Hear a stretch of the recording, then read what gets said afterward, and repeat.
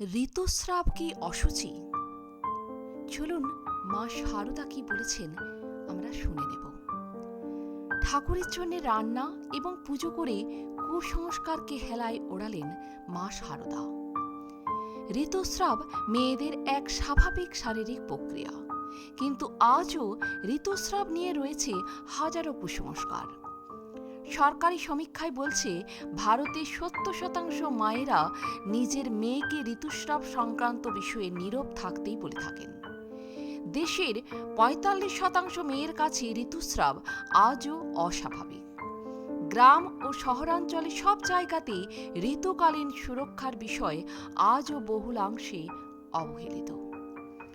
একবিংশ শতাব্দীতে দাঁড়িয়েও ঋতুস্রাব নিয়ে মেয়েদের মেনে চলতে হয় বহু নিয়ম। অনেকেই ঋতুস্রাবের দিনগুলিতে ঘরের বাইরে বেরোন না কিংবা পুজোও করেন না। এমনকি রয়েছে ছোঁয়াছুঁয়ির বিধিনিষেধ। কিন্তু সেই সময়ে দাঁড়িয়েও উল্টো পথে হেঁটেছিলেন মা শারদা। একজন সমাজ সংস্কারের দায়িত্ব পালন করেছিলেন তিনি। চলুন শুনে নেওয়া যাক তিনি কি করেছিলেন।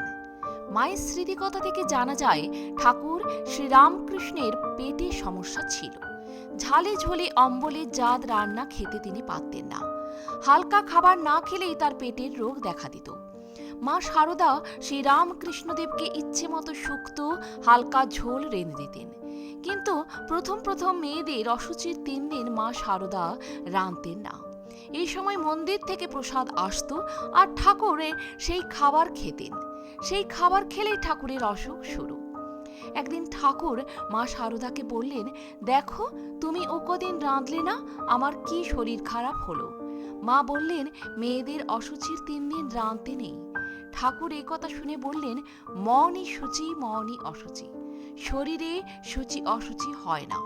তুমি আমাকে খাবার বানিয়ে দিও, দোষ হবে না। এই কথা শোনার পর শারদা দেবী রোজ রান্না করে দিতেন, কোনো কুসংস্কার মানতেন না। এমনকি ওই সময়ে পূজাদি সম্বন্ধে ঠাকুরকে জিজ্ঞাসা করায় তিনি শারদা দেবীকে বলেছিলেন, যদি পুজো না করলে মনে কষ্ট হয় তবে করবে, নতুবা নয়। এরপর থেকে ওই সময়ে পুজোও করতেন শ্রীমা শারদা দেবী। এইভাবেই মন ও সমাজের সংস্কার ভেঙেছিলেন মা শারদা ও ঠাকুর রামকৃষ্ণদেব। 19বিংশ শতাব্দীর শেষের দিকের সময় এসব ছিল ধারণারও বাইরে। প্রণাম ঠাকুর, প্রণাম মা। আজ এ পর্যন্তই। ভালো থাকবেন, সুস্থ থাকবেন। যদি ভিডিওটি ভালো লাগে একটা লাইক অবশ্যই করে যাবেন। আর আপনি যদি নতুন এসে থাকেন আমার চ্যানেলটিকে সাবস্ক্রাইব করে বেল আইকনটি প্রেস করতে ভুলবেন না। ধন্যবাদ।